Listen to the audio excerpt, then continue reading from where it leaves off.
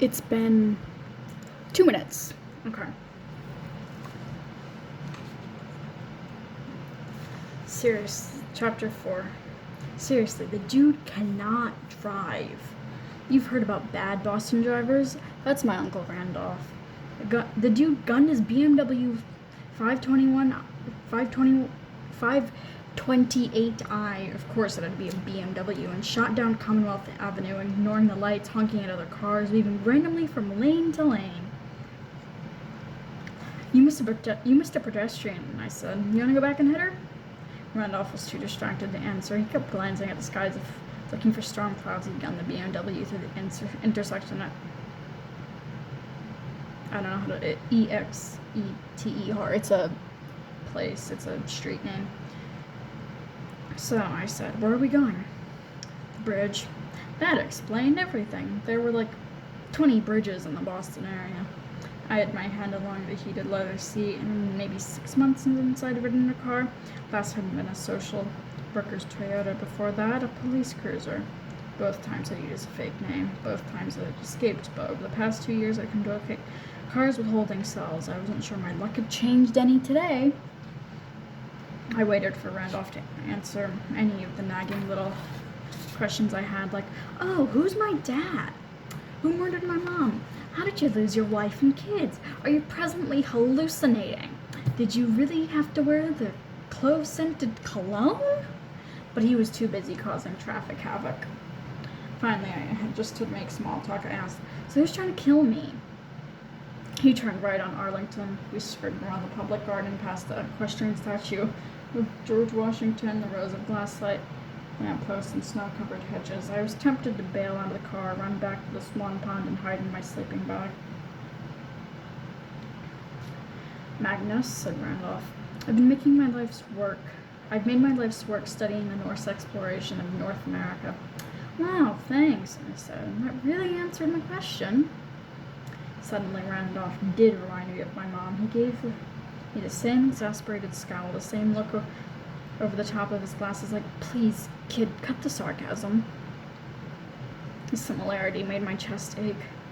Fine, I said, I'll humor you. Norse exploration. You mean the Vikings? Randolph winced. Well, Viking means raider. It's more of a job description. Not all Norse people are Vikings, but yes, those guys. That statue of Leif Erikson, does that mean the Vikings or Norse discovered Boston? I thought the Pilgrims did that. I could give you a 3-hour lecture on that topic alone. Please don't. Suffice it to say, the Norse explored North America and even built settlements around the year 1000, almost 500 years before Christopher Columbus. Scholars agree on that. That's a relief. I hate it when scholars disagree. But no one is sure how far south the Norse sailed. Did they make it to what is now the United States? The statue of Leif Erikson. That was a pet project of a wishful thinker in the 1800s, a man named Eben Horsford. He was convinced that Boston was the lost North settlement of Norumbega,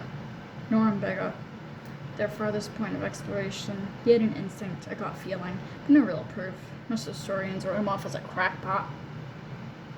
He looked at me meaningfully. Let me guess. You don't think he's a crackpot? I was urged to say, takes one to believe one.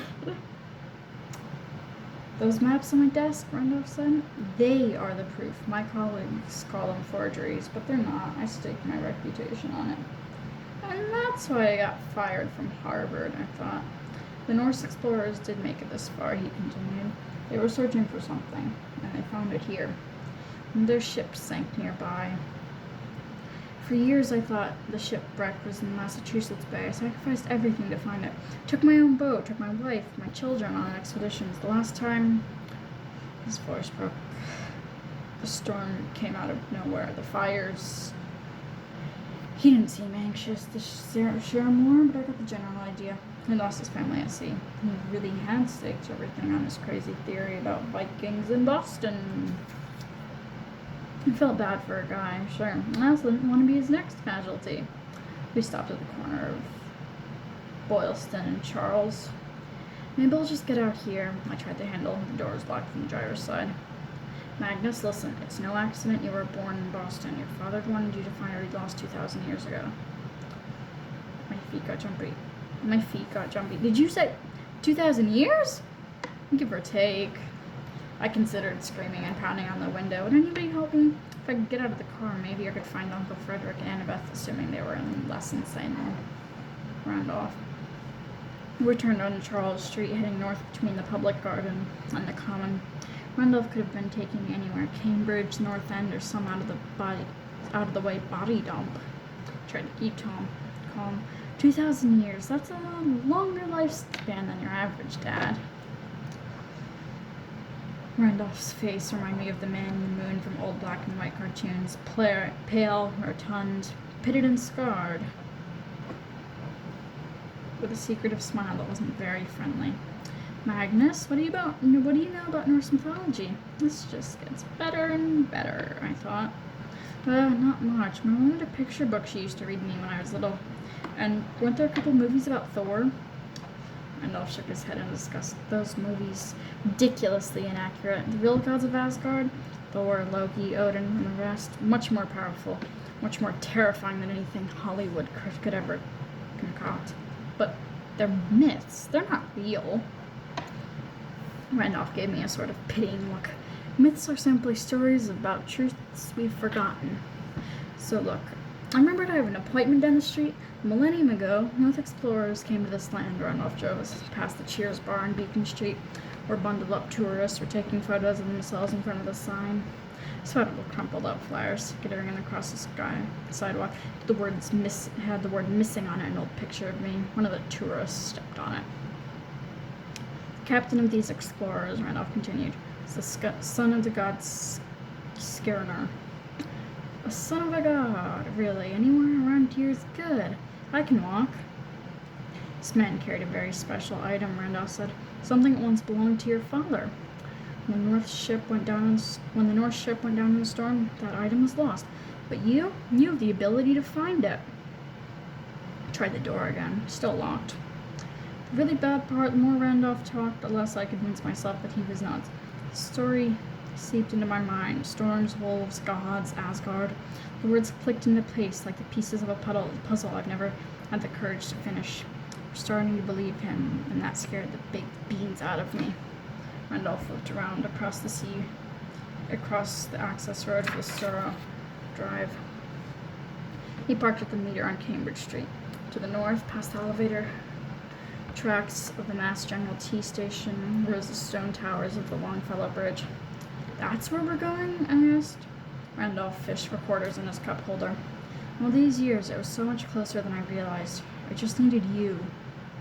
I'm definitely feeling the love.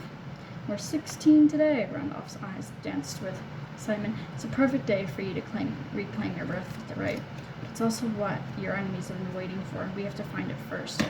But trust me a little while longer, Magnus. Once we have the weapon. Weapon? Now my birthright is a weapon? Once you have it in your possession, you'll be much safer. I can explain everything to you. I can help you train for what's to come. He opened his car door. Before he could get out, I grabbed his wrist. Usually I avoid touching people. Physical contact creeps me out. But I needed his full attention.